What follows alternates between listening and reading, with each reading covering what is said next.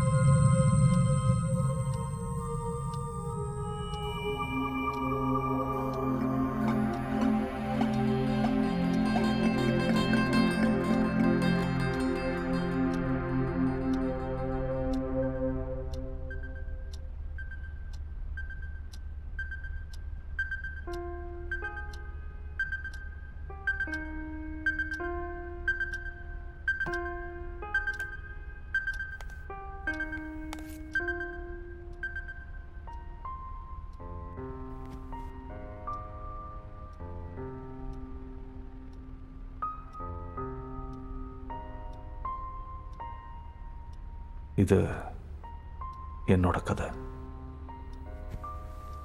ரொம்ப பெரிய கதைலாம் இல்லை, சின்ன கதை தான். 10 நிமிஷம் உட்காந்து கேளுங்க.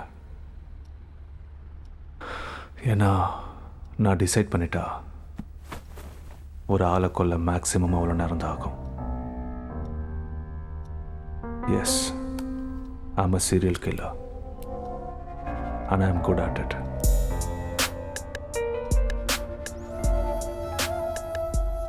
ப்ரொஃபஷ்னலாக நான் ஒரு சீரியல் கில்லராக இருந்தாலும் எனக்குன்னு சில ரூல்ஸ் இருக்கு. சொல்கிற ஆளெல்லாம் கொலை பண்ணுறதுக்கு நான் அரசியல்வாதியோட அடியால் இல்லை. அதனாலேயே என்னோட வேல்யூவும் கொஞ்சம் அதிகம்.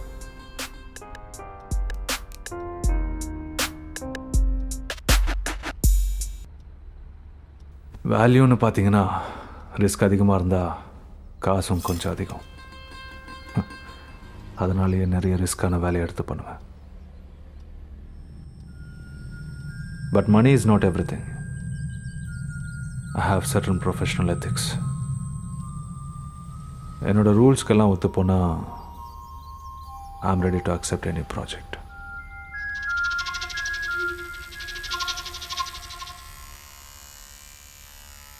கொலை செய்கிறது தப்பு தான், ஆனால் அந்த தப்பு இல்லாமல் செய்வேன். Well, if you blame me, it's like blaming an artist for his painting.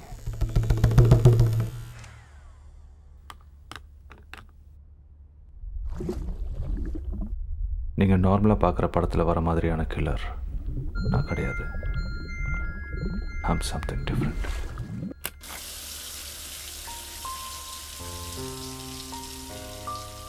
ரத்தம், சதை, 2 கண்ணு, 2 காதுன்னு ஒரு மனுஷனுக்கு தேவையானதெல்லாம் என்கிட்ட இருக்கு. ஆனால் ஃபீலிங்ஸ், எமோஷன்ஸ்னு எதுவும் கிடையாது. ஏதோ மென்டலி அஃபெக்டட்னு நினைக்கிறேன். You know, something like psychotypes. என்னடா ஒரு கொலைகாரனுக்கு இவ்வளோ பில்டப்பான லாஜிக்கலாலாம் யோசிக்காதீங்க, கதையை மட்டும் கேளுங்க.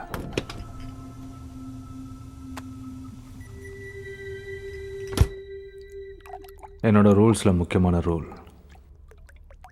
நான் கொல்ல போகிற ஆளோட பாஸ்ட் அண்ட் ப்ரெசண்ட்டை தெரிஞ்சுக்கணும். எதுக்கு அவனை கொல்ல போகிறோன்னு தெரிஞ்சாதான் ஒரு ஜாப் சாட்டிஸ்ஃபேக்ஷன் இருக்கும்.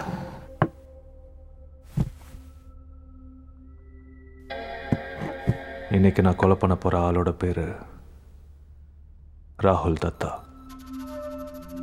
இவனை பெரிய பிஸ்னஸ் மேன்னு சொல்கிறத விட பெரிய திருடன்னு தான் சொல்லணும். ஏன்னா ஊரில் நடக்கிற சின்ன சின்ன திருட்டிலேருந்து ஐபிஎல் ஃபிக்ஸிங் வரைக்கும் எல்லாத்துலேயும் இவனோட கை இருக்கும். கேதார்நாத்தில் வெள்ளம் வந்தப்போ அங்கே கோயிலில் நிறைய பணம் திருட்டு போச்சு, கேள்விப்பட்டிருப்பீங்க. அதில் இவனும் சம்மந்தப்பட்டிருக்கான்னு சொன்னால் நம்புவீங்களா? நிறைய பேரை ஏமாத்திருக்கான். இவனால் பாதிக்கப்பட்ட ஒருத்தர் தான் இவனை கொல்ல சொல்லியிருக்காரு. என்னோட கிளைண்ட்ஸ் பேரை சொல்லக்கூடாதுங்கிறது என்னோட இன்னொரு ரூல்.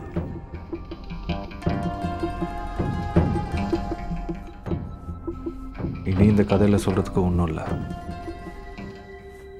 எனக்கு ரெடியாக கொஞ்சம் டைம் வேணும்.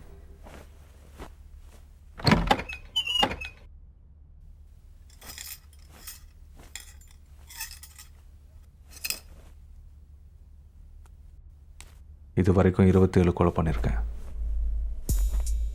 இது 28வது. பதட்டமா இல்லையான்னு கேட்டிங்கன்னா, கொலை பண்ணும்போது மட்டும்தான் அப்படி இருக்கும். அதை ஒழுங்காக பண்ணாலே போதும், அதுக்கப்புறம் ஒன்றும் தெரியாது. கொலை செய்கிறதுக்கு கொஞ்சம் தைரியமும் தப்பிச்சிடலான்னு கொஞ்சம் கான்ஃபிடென்ஸ் இருந்தாலே போதும், கொலை பண்ணிக்கிட்டே போகலாம். அதுக்காக எனக்கு பயம் இல்லைன்னுலாம் போய் சொல்ல மாட்டேன்.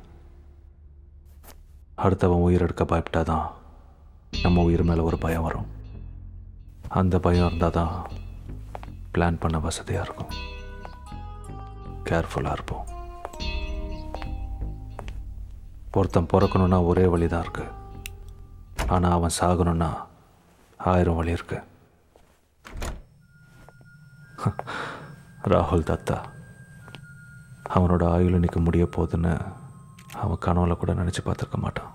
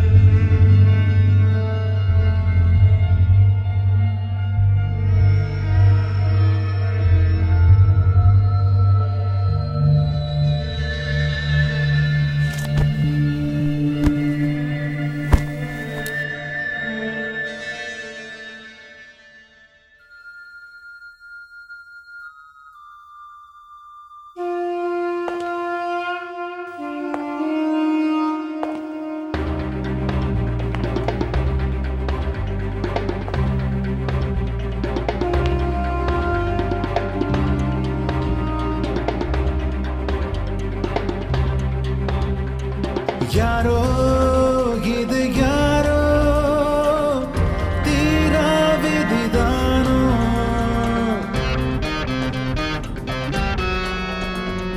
தீதோ இது சூதோ யாரோ விடும் தூதோ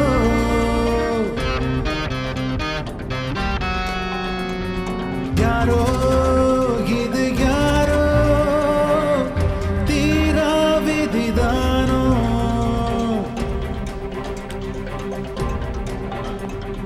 தீதோ இது சூதோ யாரோ விடும் தூதோ